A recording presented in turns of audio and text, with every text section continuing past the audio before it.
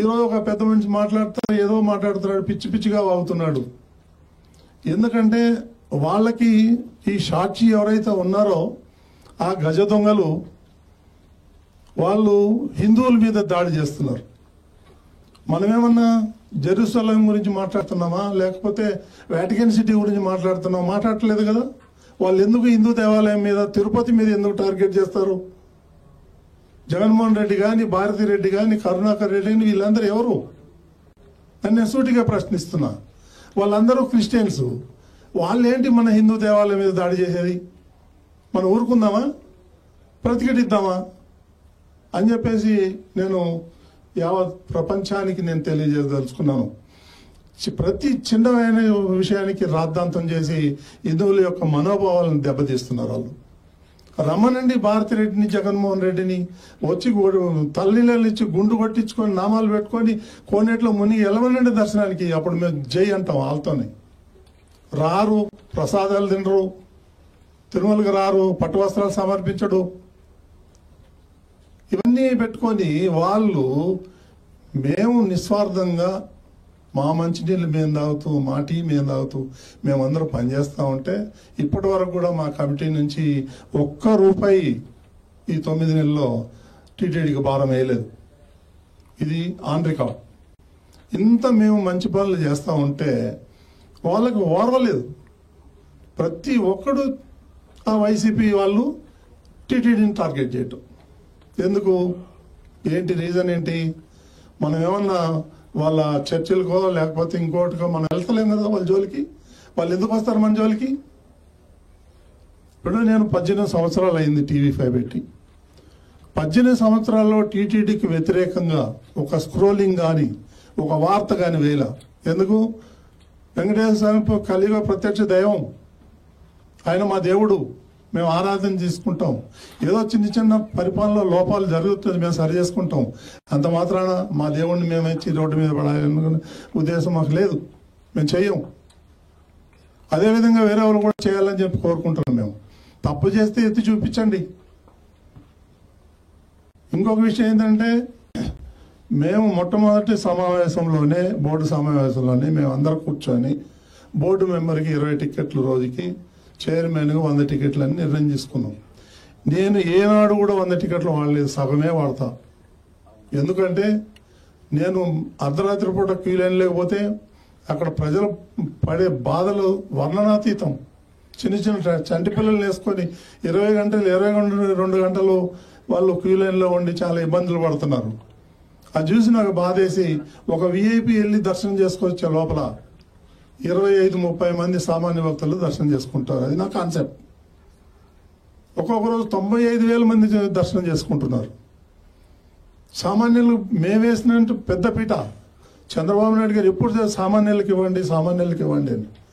మేము విఐపిని కల్చర్ స్లోగా తగ్గించేసి మేము సామాన్య భక్తులు పెద్ద పెట్టేస్తాంటే ఈరోజు ఒక పెద్ద మనిషి మీటింగ్ పెట్టి ఏదో పిచ్చి పిచ్చిగా మాట్లాడుతున్నాడు. నేను చెప్తున్నా, నువ్వు ఎవరిదన్నా పెట్టుకో, బీఆర్ నాయుడుతో పెట్టుకుంటే మాత్రం మర్యాద ఉండదు.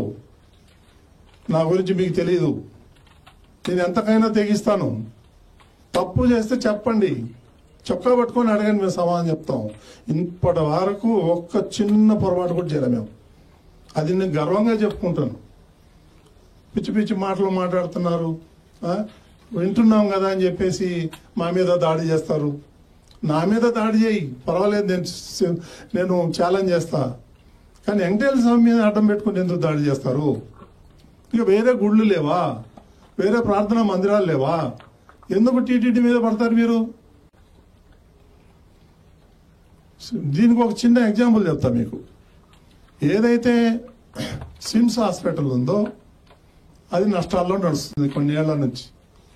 2022లో ఇదే జగన్మోహన్ రెడ్డి ఈ క్రిస్టియన్ మేధావి టీటీడీకి అంటగట్టాడు. దానికి ఇప్పుడు 140 కోట్ల సంవత్సరానికి గుండి డబ్బులు పోతున్నాయి.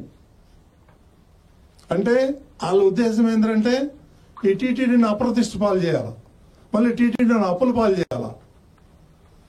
ఈ కరుణాకర్ రెడ్డి పెద్ద డకాయిట్, అవినీతికి రారాజు, అవినీతి అక్రమాలకు ప్రెసిడెంట్. ఆయన మాట్లాడతాడు అవినీతి గురించి. ఎక్కడో 30-40 కిలోమీటర్ల దూరంలో అవుట్స్కర్ట్స్ లో ఆయన వెంచర్లు వేస్తే ఆ వెంచర్లకి టీటీడీ సొమ్ము నుంచి సిమెంట్ రోడ్లు వేస్తాడు. అట్లాంటి వాడే మా గురించి మాట్లాడేది. పెద్ద గజ దొంగ. వెళ్తాయి టీటీఆర్ బాండ్లో, పోతారు లోపలికి జైల్లోకి వీళ్ళందరూ. ఈ లాస్ట్ టైం వాళ్ళ పీరియడ్ అయిపోగానే 1600 నుంచి 2000 కోట్లకి టెండర్లు పిలిచి 10% 15% తీసేసుకొని అవార్డు ఇచ్చేసి వెళ్ళిపోయాడు.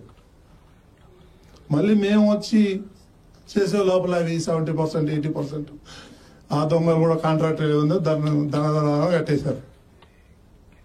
ఈ విధంగా ఎన్ని అక్రమాలు చేశాడంటే కరుణాకర్ రెడ్డి. నేను వేరే వాళ్ళని ఎవరిని విమర్శించట్లా. ఎంతో కొంత మిగిలిన అధ్యక్షులందరూ కూడా ఎంతో కొంత అందరూ దేవుడికి సేవ చేసిన వాళ్ళే. వాళ్ళు నేనేమంటలే. ఈ ఏదైతే గజదం ఉన్నాడో కరుణాకర్ రెడ్డి అనే రాస్కెల్ ఎవడైతే ఉన్నాడో వాడు తిరుమలని భ్రష్టు పట్టిస్తున్నాడు. ప్రతిదీ పొద్దున్న లేస్తే సాయంత్రం దాకా వాడు అని కొడుకు ఇద్దరు దందాలు తప్ప వేరేదేం లేదు అక్కడ. వాడు పెద్ద బీరాలు రమ్మంటే ఛాలెంజ్ చేస్తారా? నీ ఆయంలో ఏమేమో అవినీతి జరిగిందని నేను ప్రూవ్ చేస్తా. అన్ని మతస్థులు ఎవరైతే పనిచేస్తున్నారో టీటీడీలో వాళ్ళని వేరే డిపార్ట్మెంట్కి పంపించడమో లేకపోతే వాలంటరీ రిటైర్మెంట్ స్కీమ్ కింద పంపించడం జరుగుతూ ఉంది. ఈ లోపల వాళ్ళు ఈ మత ప్రచారంలో పాల్గొంటే వాళ్ళ మీద చట్టపరమైనటువంటి డిపార్ట్మెంటల్ ఎంక్వైరీ చేసి వాళ్ళ మీద చర్యలు తీసుకోవడం జరుగుతుంది. అదేవిధంగా తిరుమలలోని గత పాలకులు సుమారు 12 మంది క్యాంటీన్లకి ఉన్నటువంటి హోటల్స్ని ఈ వైసీపీ వంది మాదకులు ఎవరైతే ఉన్నారో వాళ్ళ చెంచాలకి ఇవ్వటం. దానివల్ల ఎవరన్నా ప్రైవేట్ వ్యక్తులు భక్తులు పోయి భోజనం చేయాలంటే చేసే పరిస్థితి లేదు. అక్కడ ఒక మాఫియా లాగా తయారైంది. దాన్ని మేము బోర్డులో పెట్టి పెద్ద హోటల్స్కి, బ్రాండెడ్ హోటల్స్కి ఇవ్వాలి. వాళ్ళైతే వాళ్ళ పేరు కోసం అయినా మంచి క్వాలిటీ పెడతారు, రేట్లన్నీ తక్కువ ఇస్తారనే ఉద్దేశంతో దాన్ని మనం ఈ టెండర్ల ద్వారా పిలిచి వాళ్ళని ఫైనల్ చేసాం. ఫైనల్ చేయగానే మళ్ళీ వీళ్ళు హైకోర్టులో పోయి రిట్ వేశారు. మాకు అన్యాయం జరిగిపోతుంది అని. అక్కడ కూడా ఈ హోటళ్ళు అనేవాళ్ళు పెద్ద మాఫియా తలాగా తయారైపోయింది తిరుమలలో. దాన్ని కూడా మేము ఫైట్ చేస్తున్నాము. తొందరగానే కొత్త క్యాంటీన్లు ప్రారంభిస్తాం.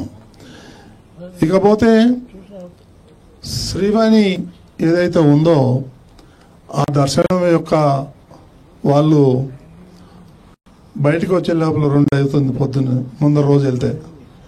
దాన్ని కూడా మేము టైమింగ్స్ మార్చి పొద్దున్నే టికెట్లు తీసుకొని సాయంత్రం దర్శనం చేసుకుని వెళ్ళిపోయేటట్టుగా ప్రయత్నం చేసి 4:30-5 గంటలకి వాళ్ళకి దర్శనం చేయించే విధంగా తీసుకున్నాం.